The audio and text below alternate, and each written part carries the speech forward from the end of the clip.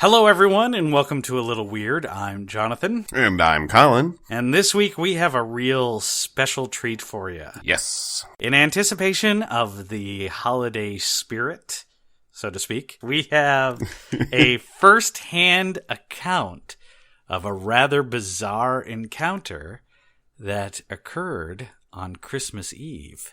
Yes, that's right. And I know what you're wondering. You're thinking, what was it? Was it a woman in white? A mysterious monk? A befuddling Bigfoot? Well, keep listening, dear fans, and you shall find out. Speaking from experience, I can tell you, the feeling of a sudden presence in the middle of the night can be quite unnerving. One moment you're fast asleep, the next wide awake and ready for action. Could it be a prowler? Perhaps a spirit? Or maybe something even more sinister? Nocturnal encounters with the supernatural are quite common. What is it about the night that invites a visit from these unusual beings? Why do they visit us when we're all bundled up and half asleep? Is there something about that hazy state that attracts them to our homes? Or is it just our luck that we sleep when they are on the prowl? Our contributor this week is Clement Moore, who had a visit from a supernatural being at his family's home. He was good enough to share it with us, and it was his wish that his account reach the ears and imaginations of as many people as possible. I found Clement's story on the internet, so although they're his words, it's my voice you'll be hearing. 'Twas the night before Christmas, when all through the house not a creature was stirring, not even a mouse.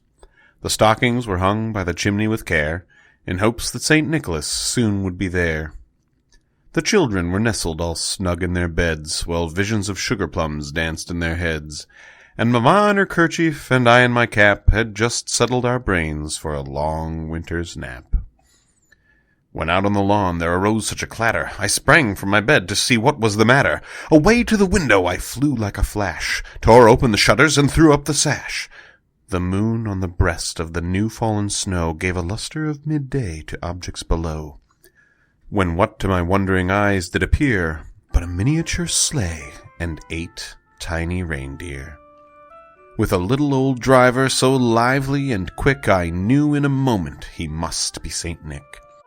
More rapid than eagles his coursers they came, and he whistled and shouted and called them by name.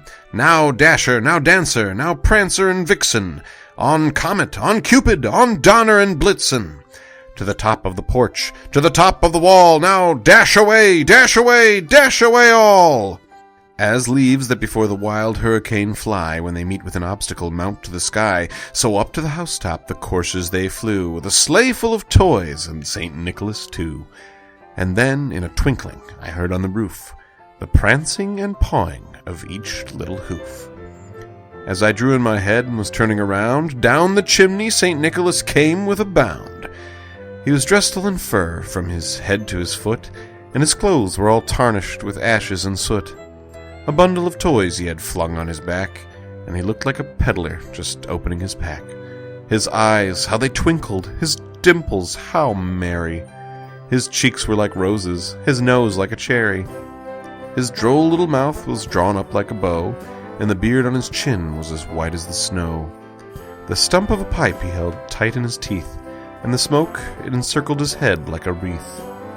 He had a broad face and a little round belly that shook when he laughed, like a bowl full of jelly.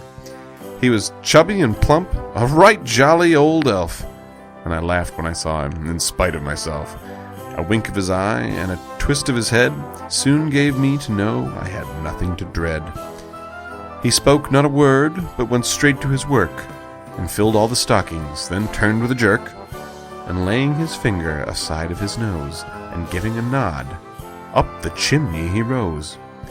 He sprang to his sleigh, to his team gave a whistle, and away they all flew like the down of a thistle. But I heard him exclaim, ere he drove out of sight, "Happy Christmas to all, and to all a good night." I can honestly say I myself have never had an encounter so vivid. Neither have I, and the vision in my head of those, not only the sugar plums, but those 8 tiny reindeer, just, I can see it so vividly. So thank you so much for that wonderful story. So, from both of us here at Weirdings and all of our friends on our support and editing staff, happy holidays, Merry Christmas, and a very Happy New Year. Merry Christmas to all, and to all a good night. That's all for now. See you next time.